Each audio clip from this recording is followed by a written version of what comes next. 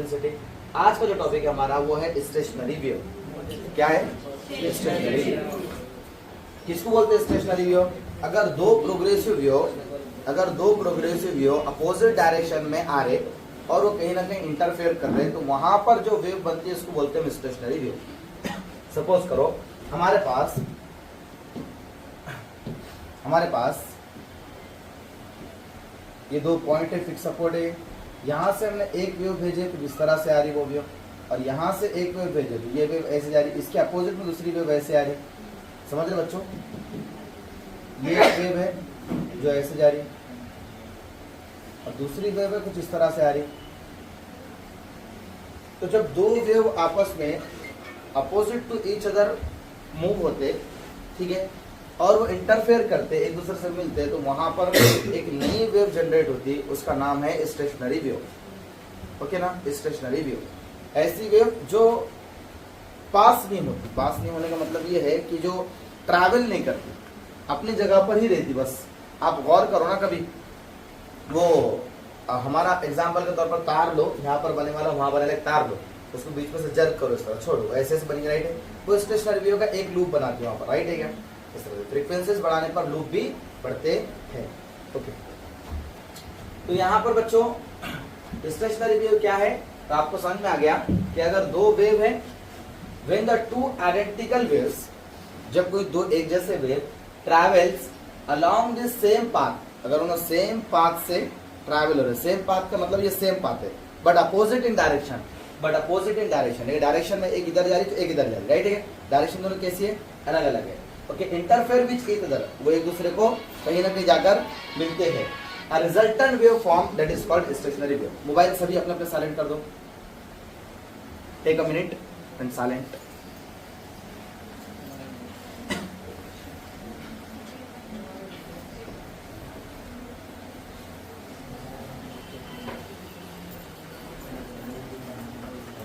तो stationary wave के बारे में क्वेश्चन पूछ लिया, डिफाइन स्टेशनरी वेव, तो बिल्कुल आसान आंसर देना। When a two identical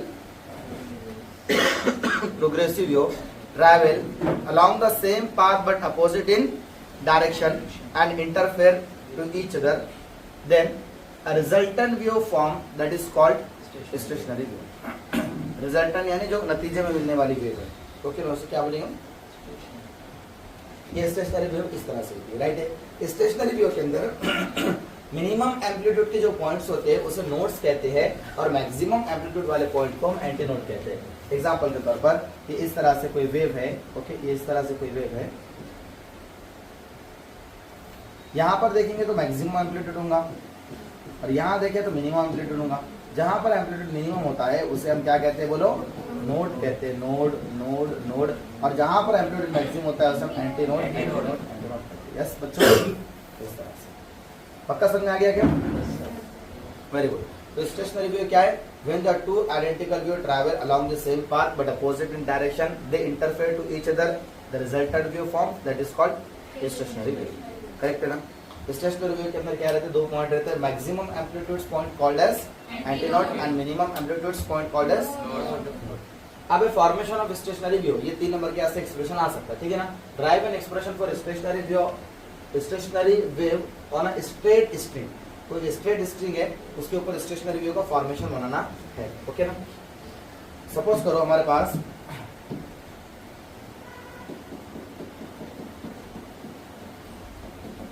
expression for stationary wave, equation of stationary wave भी बोल सकता है उसको, ठीक है ना? एक्सप्रेशन का equation, drive an equation of stationary wave बोल सकते हैं इसको। तो आपको पता है बच्चों हम क्या करेंगे? एक इधर जाने वाली वेव लेंगे, एक इधर जाने वाली वेव लेंगे, दोनों वेव को मिला देंगे, राइट ना? एक ऐसी जा रही है, एक ऐसी जा रही है, तो एक नेगेटिव एक्स एक्सिस की तरफ जा रही है, एक पॉजिटिव एक्सिस की तरफ जा रही है ना? तो जो पॉजिटिव एक्सिस की तरफ जा रही है उसको नेगेटिव लेंगे, जो नेगेटिव जा रही है उसको पॉजिटिव लेंगे, राइट है? तो दो वेव कंसीडर करते हैं अपन। सपोज कि हमारे पास दो वेव है, y1 और y2 का डिस्प्लेसमेंट, ठीक है? तो क्या हो सकती है वेव? वो अपने को पता है, a sin 2 पाई nt। अगर वो पॉजिटिव x एक्सिस में जा रही है, ठीक है, तो nt minus x by lambda लेंगे, यस। और अगर वो निगेटिव x एक्सिस में जा रही है तो क्या लेंगे? a sin 2 pi nt plus x by lambda. ठीक है, निगेटिव एक्स एक्सिस में जा रही है तो यहाँ पर पॉजिटिव में जा रही है तो हमने निगेटिव लिया, और अगर निगेटिव एक्स एक्सिस में जा रही है तो क्या लेंगे हम, पॉजिटिव लेंगे। सिंपल है क्या? ओके, अब दोनों को हम क्या कर लेते हैं, यहाँ पर प्रिंसिपल ऑफ सुपरपोजिशन की मदद से एडिंग कर लेते हैं उनके, राइट है ना। ओके बच्चों, तो क्या है y1 प्लस y2 बोलो, a sine 2 pi n t minus x by lambda. Okay, next plus में a sine 2 pi n t plus x by lambda. ठीक है ना बच्चों, समझ में आ रहा है? Okay, consider two identical simple harmonic progressive wave traveling along the same path but opposite in direction with the same amplitude। दोनों का एम्पलीट्यूड कैसा है, सेम है, मतलब एम्पलीट्यूड मतलब मैक्सिमम डिस्प्लेसमेंट कैसा है, सेम है। Okay, one wave is traveling along the positive x axis and another wave traveling along the negative x axis। Okay ना, जो पॉजिटिव x axis से पास हो रही y1 is equal to a sin 2 pi nt minus x by lambda, और जो negative से पास हो रही वो, and another wave is traveling along the negative direction, its displacement is given by y2 is equal to a sin 2 pi nt plus x by lambda। yes or no? फिर क्या बोले, negative से पास हो रही है, हाँ एंटी प्लस कल lecture में नहीं थे क्या?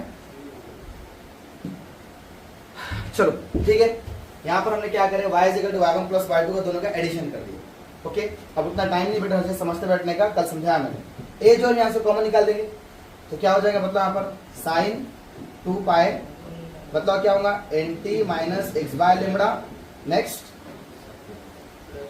प्लस ए बाहर निकल गया तो sine 2 pi, okay, n t plus x by lambda. Yes और नो? यहाँ पर क्या हो गया बच्चों, 2 पाई कॉमन निकल सकता है एंगल में, राइट है ना। तो थोड़ा सा बायोलॉजी वाले उसे ध्यान दो। ओके, तो y is equal to a bracket में बचा था साइन 2 पाई, क्या था, n t minus x by lambda एक था, राइट है, प्लस में sine 2 pi n t plus x by lambda था, राइट है क्या बच्चों? ऐसा कुछ है, अगर sine c minus sine d is equal to 2 sine C plus d upon 2 into cos c minus d upon में।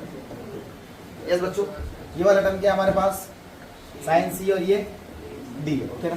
तो y इज इक्वल टू ए का ए, यस। अब देखो इसके अंदर साइन, हाँ तो क्या कहा पहला, 2 साइन 2 पाई, यस। अच्छा एक काम करेंगे ना, अंदर अपन क्या करेंगे, 2 पाई को ब्रैकेट खोलिए सबसे अच्छा, क्योंकि फॉर्मूला स्टैंडर्ड बैठ नहीं सकता बगैर 2 पाई के, ये एंगल के लिए नहीं है ना, 2 पाई के लिए नहीं है ना, ये फॉर्मूले को देखेंगे आप तो sign c minus sine D है। साइन 2 पाई सी ऐसा थोड़ी सी उसमें है क्या, ऐसा साइन 2 पाई सी माइनस साइन 2 पाई डी ऐसा तो नहीं है। तो मुझे क्या करना पड़ेगा, 2 पाई को हटाना पड़ेगा, मैं हटा देता हूँ साइन, तो आसान बन जाए, क्या होगा 2 pi n t minus 2 pi x by lambda, चलेगा क्या बच्चों, प्लस में साइन, बोलो sign 2 pi n t plus 2 pi x by lambda. आप समझेगा बच्चों कैसा करे, तो 2 पाई को यहाँ से अंदर भेज दिया, 2 पाई को यहाँ से अंदर भेज दिया। अब हमारे लिए फॉर्मूला बैठना आसान हो गया, ठीक है। तो y इज इक्वल टू ए जैसे साइन सी है ये वाला टर्म और ये वाला डी, ओके। चलो अब पुट करते हैं, ओके ना। तो यहाँ पर आ जाता है 2 साइन सी प्लस डी, तो सी क्या है बच्चों, 2 pi n t minus 2 pi x by lambda, yes, okay. फिर प्लस डी कितना है, 2 pi n t plus 2 pi x by lambda upon में, यस। चलो ध्यान दो थोड़ा सा इधर, बातें मत करो please.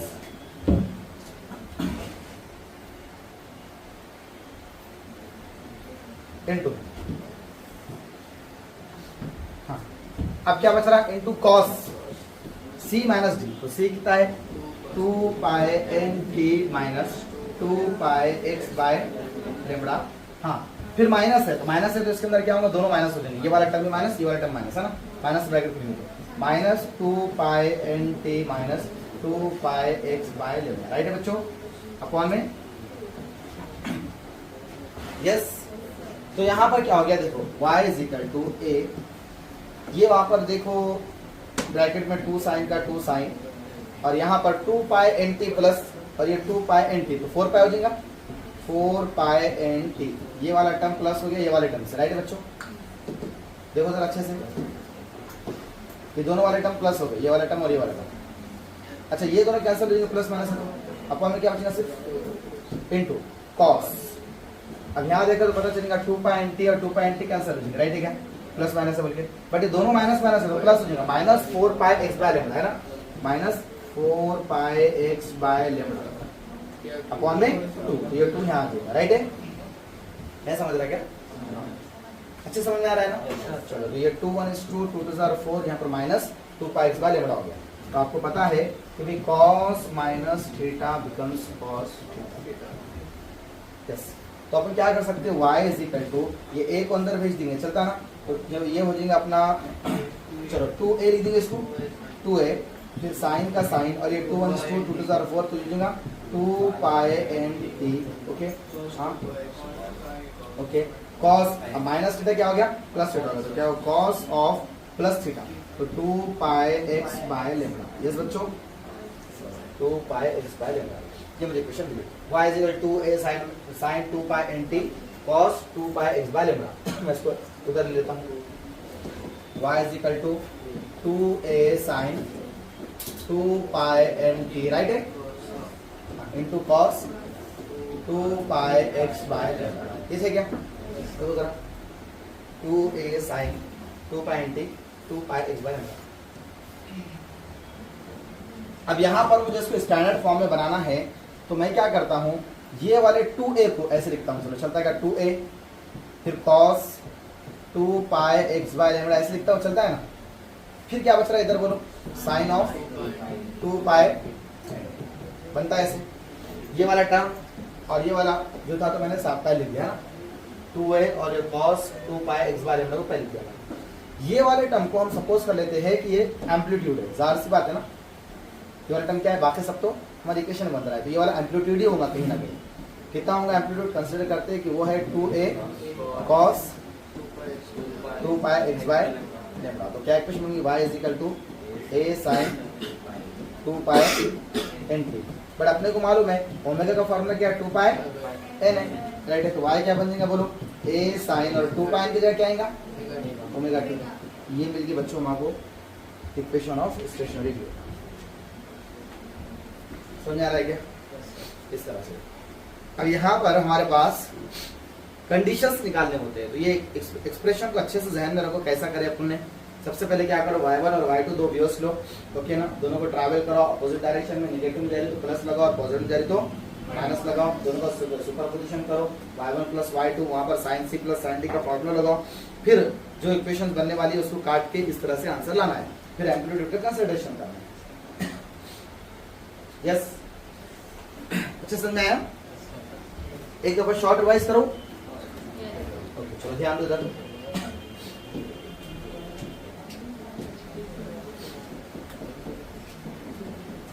Expression of stationary wave,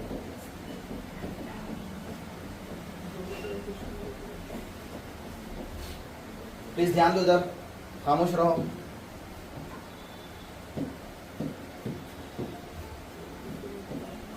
चलिए, तो सबसे पहले हम क्या करेंगे, स्टेशनरी वेव क्या है उसके बारे में बोल देंगे।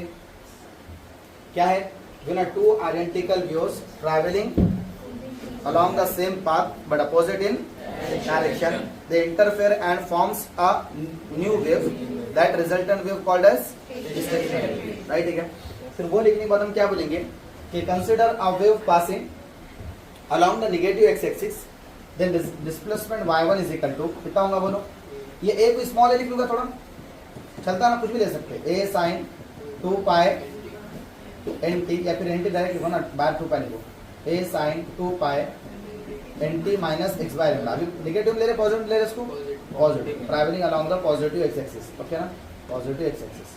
तो चलो फिर second consider a wave travelling along the negative x axis, then displacement is given by y2 is equal to a sin 2 pi plus n t plus यहाँ तक किसी problem? By the principle of superposition y is equal to y1 plus y2, ऐसे फिर लिखते रहना। हाँ, by the principle of superposition, ठीक है। फिर y कितना है, y is equal to y1 कितना है तो लिख देंगे a sine 2 pi nt minus x by lambda plus a sine 2 pi nt plus x by lambda. Yes बच्चों, फिर उसके बाद क्या करेंगे, y is equal to a को कॉमन निकालेंगे, क्या बचता है ब्रैकेट में बोलो, साइन 2 पाई ब्रैकेट खोल देंगे, हाँ 2 pi nt minus 2 pi x by lambda. समझ रहा है क्या बच्चों? क्या करें, a को भी कॉमन निकाले, यहाँ का a यहाँ का a कॉमन भी निकल गया और 2 पाई से ब्रैकेट भी खुल गया, ठीक है। फिर प्लस में साइन का साइन और 2 पाई को अंदर भेजेंगे तो क्या होगा, 2 pi nt plus 2 pi x by lambda. Yes बच्चों, आगे बढ़े।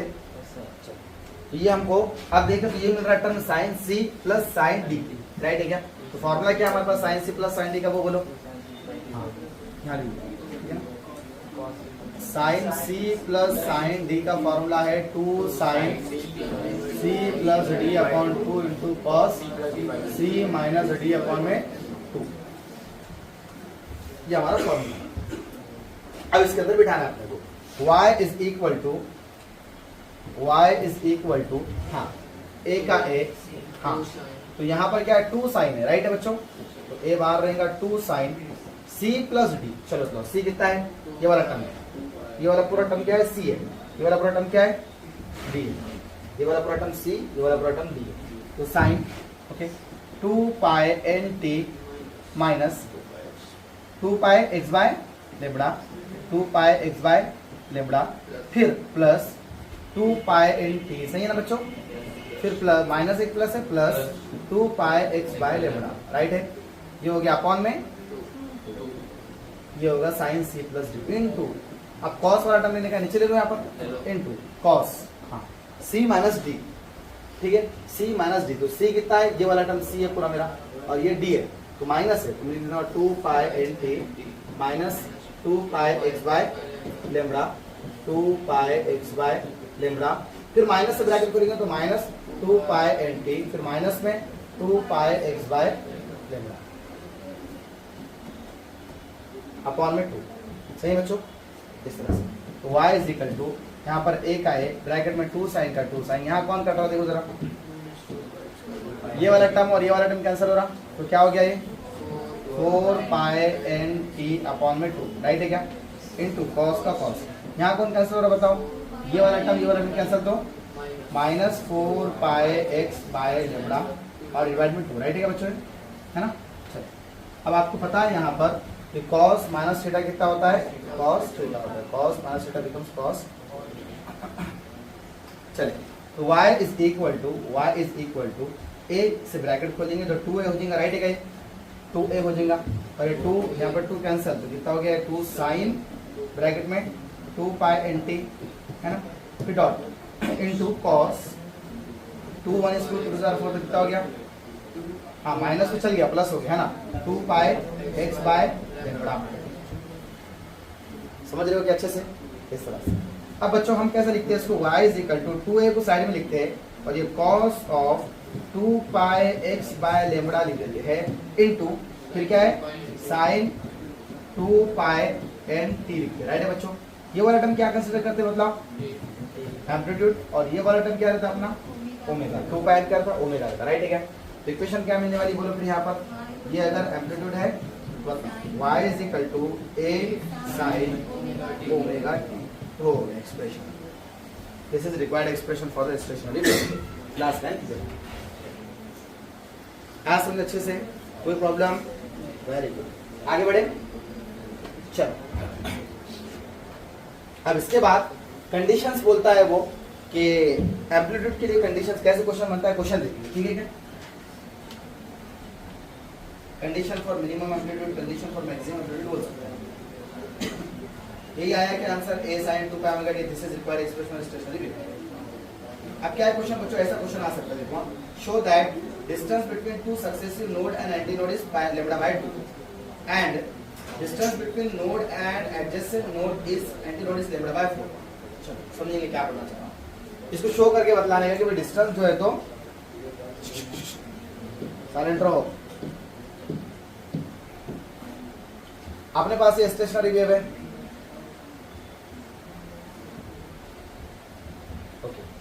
बच्चों ये दो लूप जहां पर मिलते हैं तो यहाँ पर जो डिस्टेंस होता है वो लगभग पाई के बराबर होता है, राइट है क्या? जहाँ एक वेव जो एक वेव कंप्लीट होती है वहां पर डिस्टेंस लगभग लेमड़ा के बराबर होता है, तो उस डिस्टेंस को हम वेवलेंथ कहते हैं, यस और नो? और वो डिस्टेंस लगभग 2 पाई के बराबर होता है। एंगल के हिसाब से देखे तो ये वाला पाई 2 पाई। चलो खैर, तो यहाँ पर देखेंगे अगर बच्चों ये पाई है तो यहाँ से यहाँ तक कितना हो जाएगा बोलो? Pi by lambda by 2, right है, लेमड़ा बाय 2, यस। अच्छा, अब यहाँ पर क्या बनता? नोड, और यहाँ पर क्या मिलता? नोड। तो नोड से नोड का डिस्टेंस कितना हो रहा? लेमड़ा बाय 2, पूरा लेमड़ा है ना, तो लेमड़ा बाय 2 हो जाएगा। अच्छा, और अगर एक नोड से एक एडजेसेंट एंटी नोड, बिल्कुल उसके बाद वाला एंटी नोड, हाँ, एक नोड से एक एंटी नोड का डिस्टेंस देखना, मतलब इतने वाले का, तो लेमड़ा बाय 2 का आधा कितना होता है? Lambda by 4। तो क्वेश्चन में वही कहा कि शो करके बतलाओ कि आपको ये वाला जो डिस्टेंस है, मतलब 2 नोड के दरमियान का डिस्टेंस है वो लेमड़ा बाय 2 है, और एक नोड से एक एंटी नोड का जो डिस्टेंस है वो लेमड़ा बाय 4 है। ये शो करके बतलाओ। दोबारा समझो क्वेश्चन क्या बोला था? तो मतलब नोड से नोड का डिस्टेंस कितना है? लेमड़ा बाय 2 है, राइट है। नोड से एंटी नोड का लेमड़ा बाय 4 है। समझे नहीं क्या? दोबारा समझो, समझ में आ गया? कंफर्म समझ आ रहा क्या? नोड से नोड का कितना है तुम बोलो? नोड से एंटी नोड का, नोड से एंटी नोड डिस्टेंस कितना है? Lambda by 4। वेरी गुड, चलो ठीक है। इसको अपने क्या करने का? प्रूफ करने का, शो करने बताने का। तो सबसे पहले अपन ने जो बच्चों एम्पलीट्यूड कंसीडर करे थे वो कितना था बोलो? 2a cos बोलो क्या था? 2 पाई x बाय लेमड़ा था ना, ये टर्म था क्या? हमने जो एम्पलीट्यूड कंसीडर करे इसके अंदर देखो, ये देखो 2a cos 2 pi x by lambda, right है क्या? यही एम्पलीट्यूड था हमारा। हमको पता है भाई नोट के ऊपर अगर मैक्सिमम एम्पलीट्यूड की बात करें, हाँ, तो हम देखेंगे ये वाला पार्ट ध्यान में रखो, ऐसा बतलाने में आसान नहीं था। तो अभी एंटी नोड की बात करेंगे तो यहाँ पर एम्पलीट्यूड 0 होता है। जो भी पॉइंट एंटी नोड्स आएंगे वहां पर क्या होता है? एम्पलीट्यूड 0 होता है। तो मैं क्या करता हूँ, कौन से पोजीशन के ऊपर नोड मिल रहा है मुझे वो चेक करने के लिए मैं क्या करने वाला हूँ? एम्पलीट्यूड को 0 कंसीडर करने वाला हूँ। मैं समझे? यानी कि मैं निकाल रहा हूं कंडीशन फॉर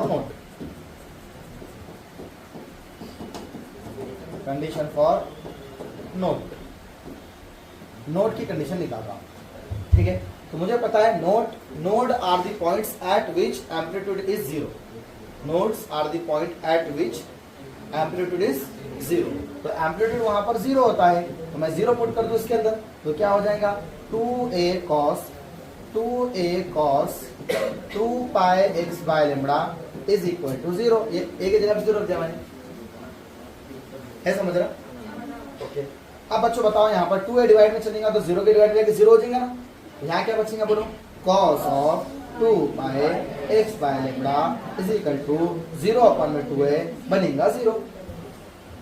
इतना समझ आएगा अच्छे से? ओके।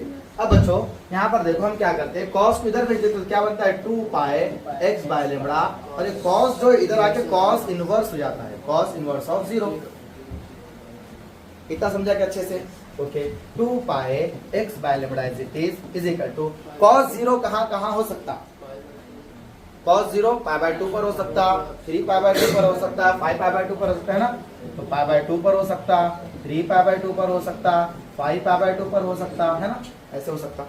तो हम क्या करेंगे, किसी दोनों का सपोर्ट लेंगे और x1 निकालेंगे, मतलब डिस्टेंस निकालेंगे।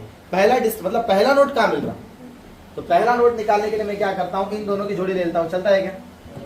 फर्स्ट नोड के लिए, हाँ, किस डिस्टेंस पर फर्स्ट नोड मिल रहा है वो निकाल रहे हैं। तो क्या होगा? 2 पाई x1 बाय लेमड़ा, मतलब x1 दे रहा हूँ x के बजाय, क्योंकि पहला नाम दे रहा हूँ, क्या ना, is equal to pi by 2।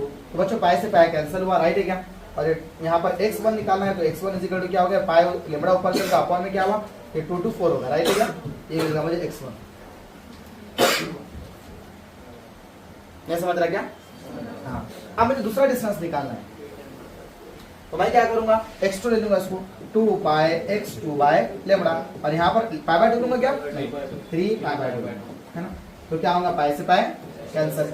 चलो मुझे x2 निकालना है तो x2 इज इक्वल टू, ये लेमड़ा ऊपर चलेगा तो 3 लेमड़ा अपॉन में फिर 2 to 4 लूंगा, ये होता है मेरा x2।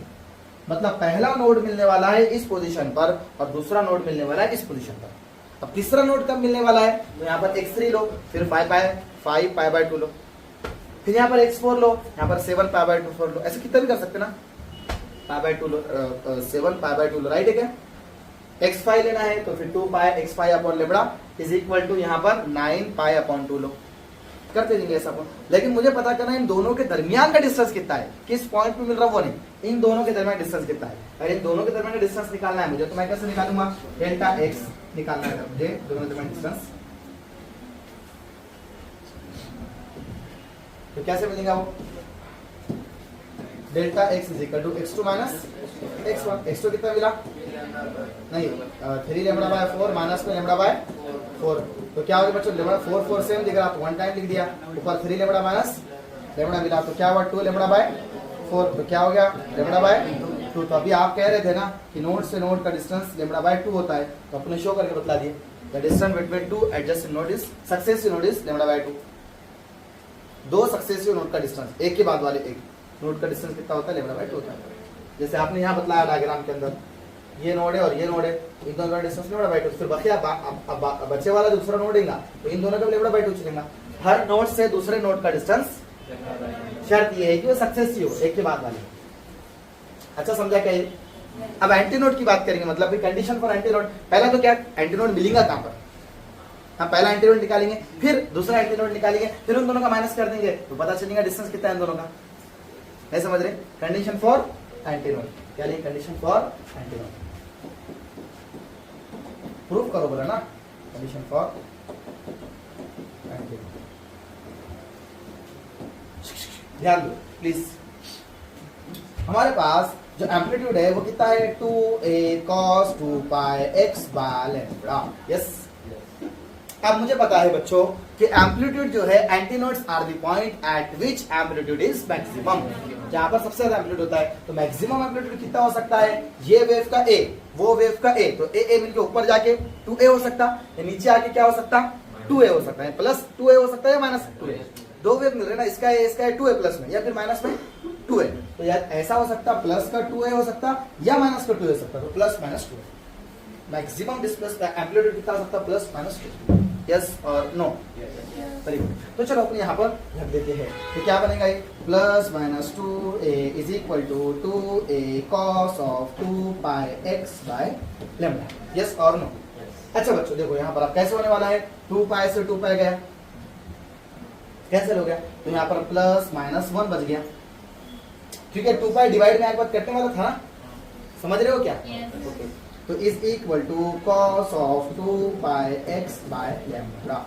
यस बच्चों, अब cos को उधर भेजो क्या होता है बोलो, cos को उधर भेजो, यहाँ 2 pi x by lambda is equal to cos inverse of plus minus 1। अब प्लस माइनस 1 कहाँ कहाँ आ सकता, 0 पे आ सकता, पाई पे आ सकता है ना, 0 पे कितना आता, 1 आता, cos 0 1, cos पाई माइनस है ना, cos 2 पाई 0, फिर समझ रहे हो क्या, 0 फिर माइनस 1 प्लस 1 फिर 0 फिर ऐसा, पहला 0 आया फिर माइनस 1 आया फिर प्लस फिर 0 आया फिर प्लस 1 आया, ऐसा चलता, राइट है ना, इस तरह से। सही है ना, कोई प्रॉब्लम? तो बच्चों 2 pi x by lambda is equal to या तो 0 हो सकता है, या तो पाई हो सकता है, या तो 2 पाई हो सकता है, 3 पाई हो सकता है, ठीक है ना। कुछ बोलने में जमलिंग हुई होंगी भी तो उसको इग्नोर करो, ये ऐसा होता है, ठीक है ना। आगे बढ़ो। तो बच्चों अभी क्या करते हैं अपन, तरीका अपना, किसी एक को पकड़ लेते, x1 निकालते, फिर दूसरे को पकड़ते x2 निकालते, फिर देखो ऐसा, तो निकालो फिर 2 pi x1 by lambda is equal to 0 ले लेंगे, तो x1 is equal to term ऊपर गया 0, नीचे गया तो 0, x1 पूरा 0 मिलेगा। गुड, पहले अपने x1 निकालेंगे, अब क्या निकालेंगे x2, तो क्या होगा 2 pi x2 by lambda is equal to pi, तो पाई से पाई कैंसिल, तो x2 क्या मिला फिर x2 is equal to lambda by, but मुझे क्या निकालना है इन दोनों का डिस्टेंस, तो delta x is equal to x2 minus x1 is equal, x2 कितना है lambda by 2 minus 0, lambda by 2 minus 0, तो आंसर इज लेमड़ा बाय, तो डेल्टा x। देखो दो नोड्स के दरमियान, दो एंटी नोड्स के दरमियान का डिस्टेंस भी लेमड़ा बाय 2 चलता है। देखो यहाँ देखो,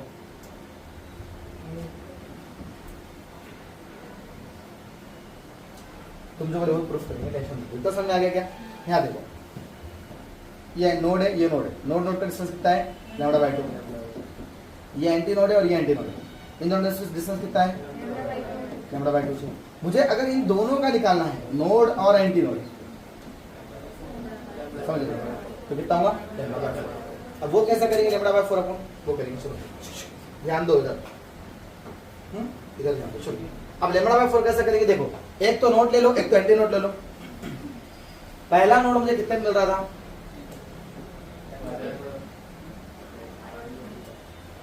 नोड पहला नोड मुझे मिल रहा था लेमड़ा बाय 4, ठीक है क्या, पहला नोड मुझे जिस पॉइंट मिल रहा था वो लेमड़ा बाय 4 था, राइट है, और दूसरा जो एंटी बाद में उसके बाद कौन मिला मुझे, एंटी नोड मिला, नोड के बाद क्या मिला एंटी नोड, वो कितने मिला 0 मिला, समझ रहे क्या, देखो बता रहा दोबारा, तो यहां पर आप स्टेटमेंट लिख देना, ठीक है ना, hence the distance between two adjacent two successive antinodes is lambda by 2, right है क्या। अब one node and one antinode के लिए करने जा रहे हैं, one node and one antinode, ठीक है, distance between one node and adjacent one antinode, ठीक है बच्चों।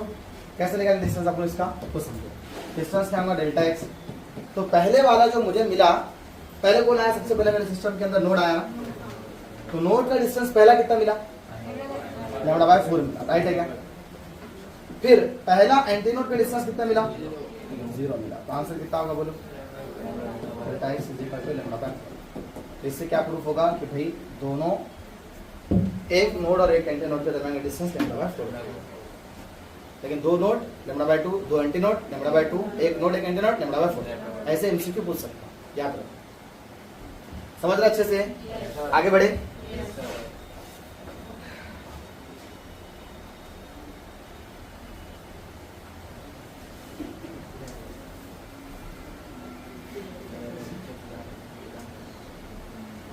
कैरेक्टरिस्टिक इंपॉर्टेंट क्वेश्चंस आता कि भाई कैरेक्टरिस्टिक ऑफ कौन सी और प्रॉपर्टीज ऑफ स्टेशनरी व्यू, ठीक है, स्टेशनरी व्यू का दूसरा नाम स्टैंडिंग व्यू भी है, क्या है स्टैंडिंग व्यू, नाम याद रखना, ठीक है, स्टेशनरी व्यू को स्टैंडिंग व्यू बोलते हैं।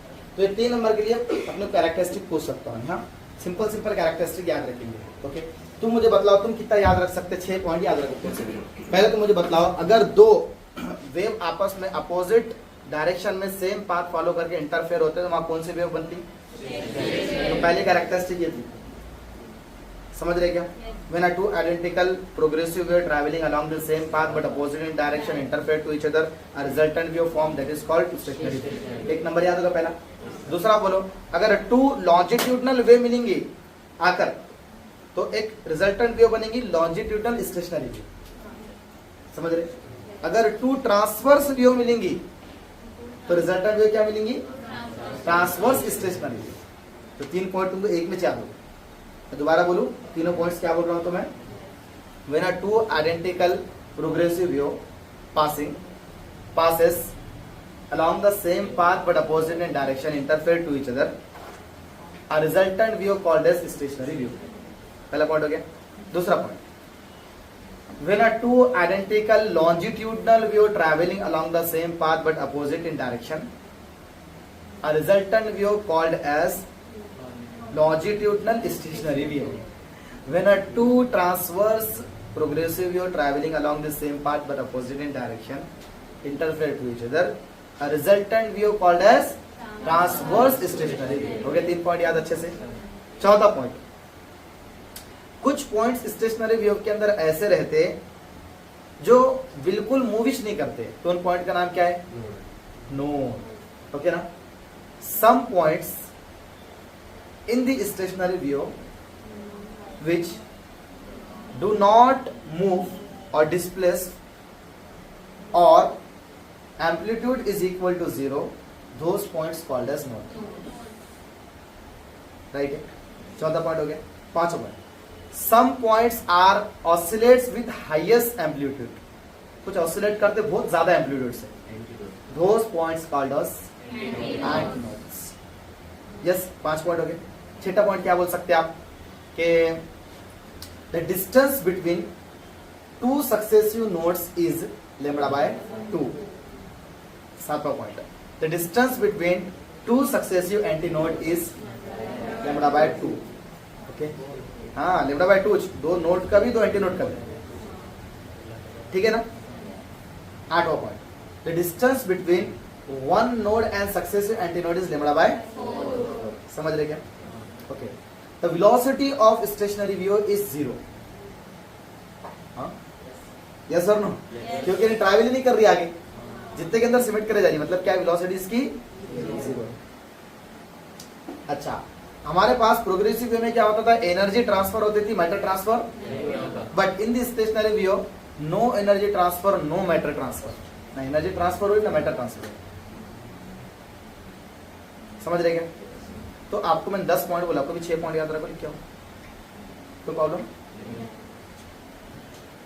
पढ़ लेना इसके अंदर, अगर आपको पढ़ना दिन बोले तो। when the two identical views traveling along the same path but opposite in direction interfere with each other, the resultant view form that is called stationary view. Two identical transfer progressive view interfere to each other, then resultant view is called as transverse stationary view. When two identical longitudinal progressive view interfere to each other, then resultant view is called as longitudinal stationary view. When the stationary view produce on a string, some points on the string are mentionless यानी कि उनको अपन explain नहीं कर सकते, 0 उनका amplitude है।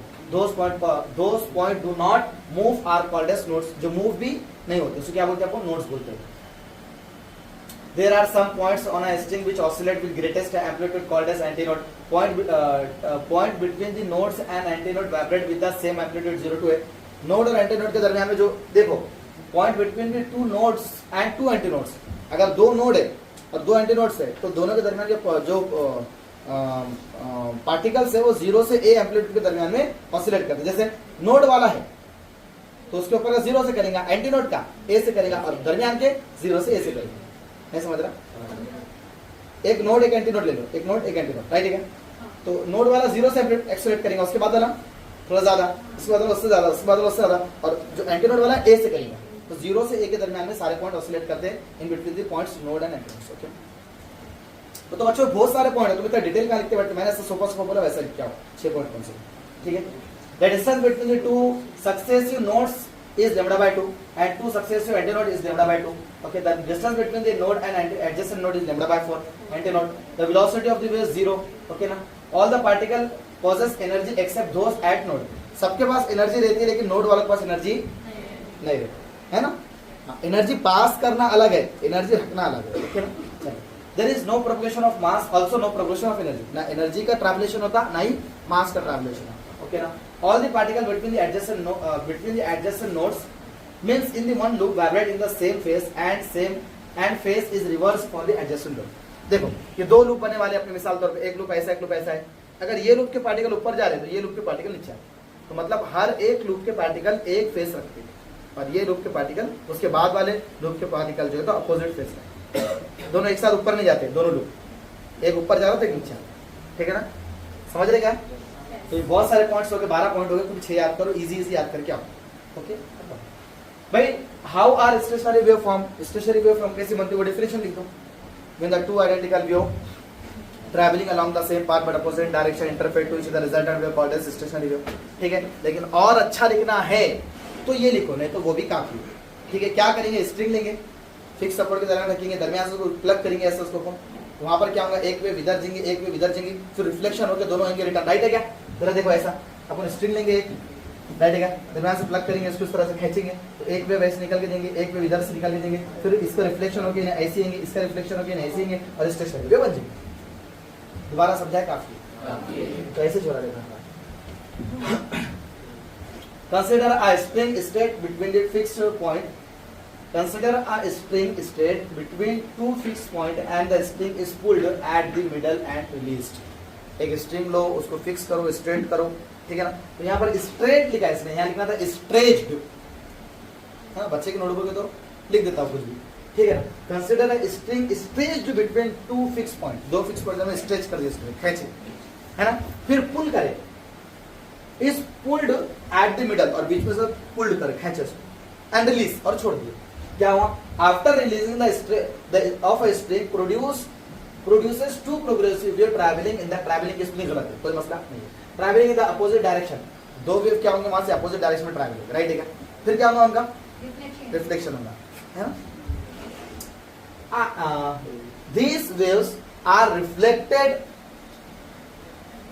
of the fixed ends, ठीक है ना। फ्रॉम द फिक्स्ड एंड से क्या होंगे, नो क्या होंगे, रिफ्लेक्ट होंगे, करेक्ट ना। The superposition of this two wave, फिर दोनों आगे एक दूसरे को मिलेंगे, तो वहां पर क्या होगा, प्रोड्यूस अ स्टेशनरी वेव, तो स्टेशनरी वेव प्रोड्यूस। समझ में आया कि नहीं आया? तो सिंपल वो भी लिख के चलता, अगर इसको बना के लिखना है तो ऐसे लिखो कि consider a string is stretched in between the to fixed points, okay, and pulled string from the middle and release it, then two progressive wave traveling in opposite direction and reflects from the ends or fixed supports and then interferes to each other, in the result a stationary wave forms. Simple बोल, yes. अब बात करते हैं progressive और stationary wave में क्या difference है। तो प्रोग्रेसिव वेव के अंदर बच्चों वेलोसिटी जीरो नहीं रहती, प्रोग्रेसिव वेव चलते जाने वाली वेव है, और जो हमारी स्टेशनरी वेव है चलते जाने वाली नहीं है वेव, वो एक ही जगह रहने वाली। तो क्या बोलेंगे, in the progressive wave velocity is not zero, इसके अंदर वेलोसिटी जीरो है। स्टेशनरी वेव वेलोसिटी जीरो, इसके अंदर वेलोसिटी जीरो नहीं। अच्छा, प्रोग्रेसिव वेव के अंदर कोई भी पार्टिकल परमानेंटली रेस्ट पे नहीं रहता, सब पार्टिकल ट्रैवल होते रहते। अगर मेरा लेक्चर 1 देखे होंगे आप लोगों ने तो आपको समझ में आएगा। हाँ, प्रोग्रेसिव वेव के अंदर कोई भी पार्टिकल रेस्ट पर नहीं रहता, लेकिन स्टेशनरी वेव के अंदर सम पार्टिकल्स रेस्ट पर रहते हैं, उसको नोड्स बोलते हैं, राइट है क्या।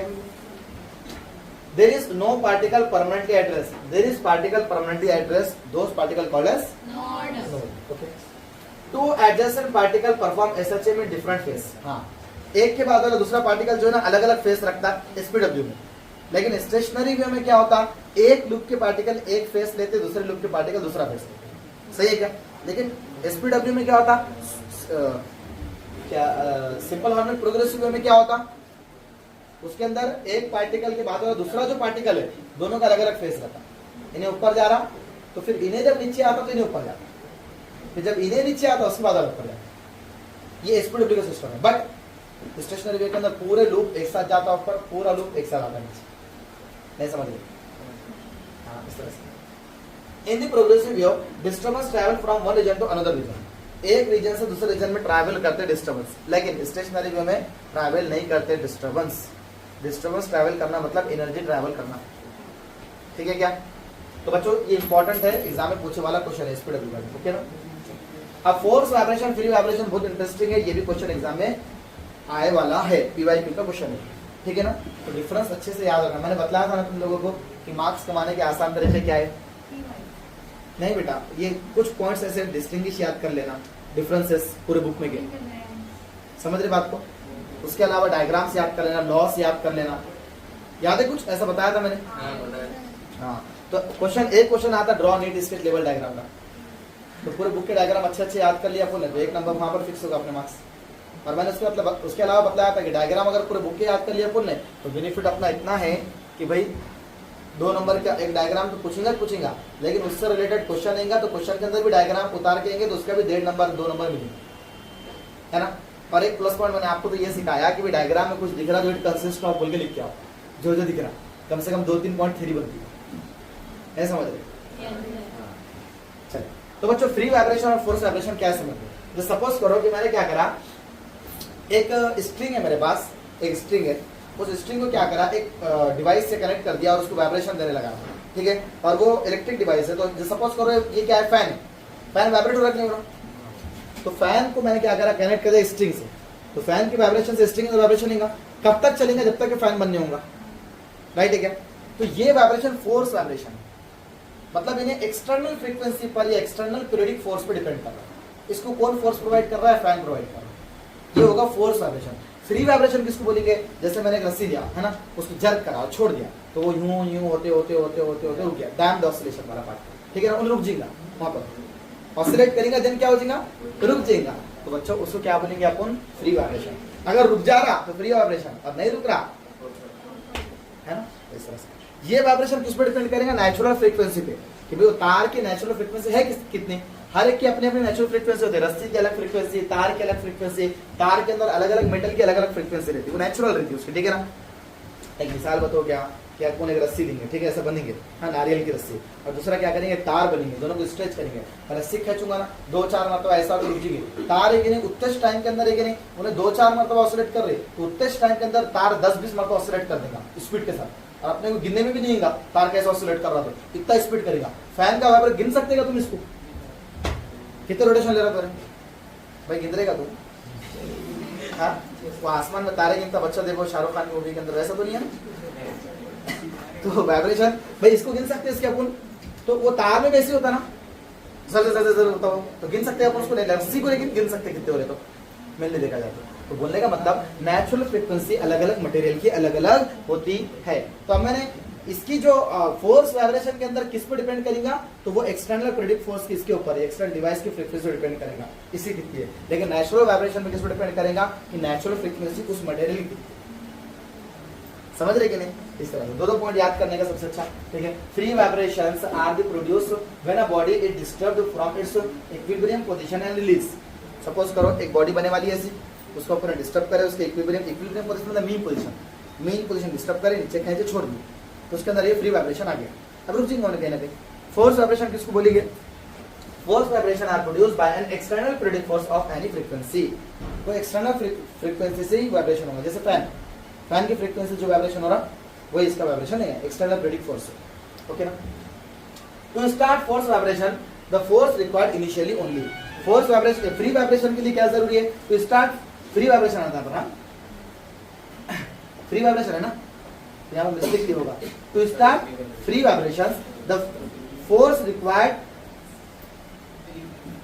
To start free vibrations the force required initially only. तो सिर्फ एक ही दफा फोर्स लगेगी, जैसे मैं जर कर छोड़ दूंगा खत्म, फिर वो कम हो जाएगा रुक जाएंगे। फ्री वाइब्रेशन के अंदर एक ही दफा फोर्स लगेंगे, लेकिन यहाँ पर कंटिन्यूअस फोर्स लगेंगे। देखो इसको बंद कर बंद हो जाएगा ना वाइब्रेशन, रस्सी रहेगा, कंटिन्यूअस फोर्स लगेगा, राइट है क्या? करंट गया, होने गया। The frequency of the free vibration is depend upon the natural frequency, right है क्या? क्या फ्री वाइब्रेशन की फ्रीक्वेंसी नेचुरल फ्रीक्वेंसी डिपेंड करती, इसकी किस पर डिपेंड करती? एक्सटर्नल सोर्स के ऊपर डिपेंड करती है। Energy of the frequency of a vibration is depend upon the external periodic force, external periodic force की फ्रीक्वेंसी पर डिपेंड करती है। सही बच्चों? इस तरह से energy of the body remain constant in the absence of friction, air resistance etcetera, otherwise decreased. तो फ्री वाइब्रेशन कैसा है? अपने वाइब्रेट करके छोड़ दिए, ठीक है, तो उन्हें उत्तर जितना ऑसिलेट कर रहा हमेशा उत्तर ऑसिलेट करते रहेगा, हमेशा उत्तर ऑसिलेट करेगा। कब लेकिन उसको फ्रिक्शन नहीं लगना, एयर रेजिस्टेंस नहीं लगना, ग्रेविटी की रुकावट नहीं लगना, समझ रहे क्या? न्यूटन की कंडीशन, चलते वाली चीज चलते ही रहेंगी, रुके वाली चीज रुके ही रहेंगी, वो वाली कंडीशन। उस पर कोई और फोर्स नहीं लगी तो वैसे ही रहेगा, समझ रहेगा? एयर का रेजिस्टेंस नहीं आना, फ्रिक्शन नहीं आना, कुछ भी नहीं आना, तो वो चलते रहेगा। अदरवाइज हाँ, अभी यहाँ पर हम हवा में करे बोले तो थोड़ी देर बाद रुक जाने वाला है, क्योंकि नीचे ग्रेविटी भी खींचने वाली मेंटेन करने के वास्ते उसको एयर भी है, फ्रिक्शन भी है, सब चीजें। Okay, energy of the body maintain constant by continuous periodic force. तो इसकी जो बॉडी की एनर्जी रहेगी तो वो कांस्टेंट उतनी रहेगी, क्यों रहेगी? क्योंकि पीरियडिक फोर्स से मेंटेन हो रही है। पीरियडिक फोर्स हटाया तो उन्हें भी क्या बन गया? फ्री वाइब्रेशन बन गया, राइट है ना। Amplitude of vibration continuously decreases. इसके अंदर एम्पलीट्यूड क्या होता? पहले ऐसा गया, फिर कम, फिर कम, ऐसे। लेकिन इसके अंदर एम्पलीट्यूड कांस्टेंट रहने वाला है, ऐसा रहा तो इतना रहने वाला, करेक्ट है? बच्चों को भी 4-4 पॉइंट याद करो, मस्त लिख के आओ, ठीक है। 2 नंबर का इंपॉर्टेंट क्वेश्चन है। माइंड मैप बनाओ, एक सेम पॉइंट में अच्छा को। कैसा माइंड मैप बनाने का? इसका सोच लेगा। फ्री वाइब्रेशन किसको बोलते हैं? जिसको इनिशियल फोर्स लगती है, ओके। फोर्स वाइब्रेशन किसको बोलते हैं? इसको एक्सटर्नल फोर्स लगती है, ठीक है ना। इन्हें किस पर डिपेंड करता है? नेचुरल फ्रीक्वेंसी पर डिपेंड करता है। इन्हें किस पर डिपेंड करता है? एक्सटर्नल फोर्स पर डिपेंड करता है। समझ रहे बात को? ओके। इसका एम्पलीट्यूड जो है तो सेम रहता है हमेशा, इसका एम्पलीट्यूड कम होते जाता है, ठीक है क्या, इस तरह से इसकी एनर्जी जो है तो क्या होती है, कम होती जाती है, और इसकी एनर्जी जो है तो हमेशा सेम रहती है। जैसे कोई भी 4 पॉइंट याद करो। यस, आगे बढ़ो। आप एक फंडामेंटल फ्रीक्वेंसी, हाँ जी, नहीं है पढ़ना, कुछ है जी, 112 हो रहे, तो करना क्या है, छोड़ देना है।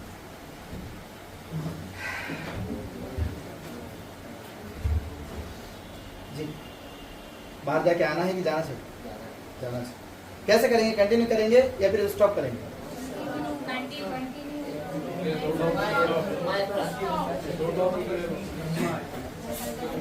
जुम्मा की वजह से ऐसा नहीं होना चाहिए कि अपन अपनी पढ़ाई को, देखो याद रखो, जुम्मा की वजह से वो चीजें रोकना चाहिए जो गलत चीजें, राइट है ना, बुरे काम, जैसे मोबाइल का यूज है, व्हाट्सएप का इस्तेमाल है, इंस्टाग्राम के रील्स का देखना है, जुम्मा का वक्त हो गया 12 बज गया, मैं नहीं देखूंगा, ये चीजें सोचना चाहिए, राइट है ना, टाइम वेस्ट कर रहा हूं मैं अपना। तो अब ये यहाँ पर तो आप मतलब पॉजिटिव चीज को कर दे रहे, निगेटिव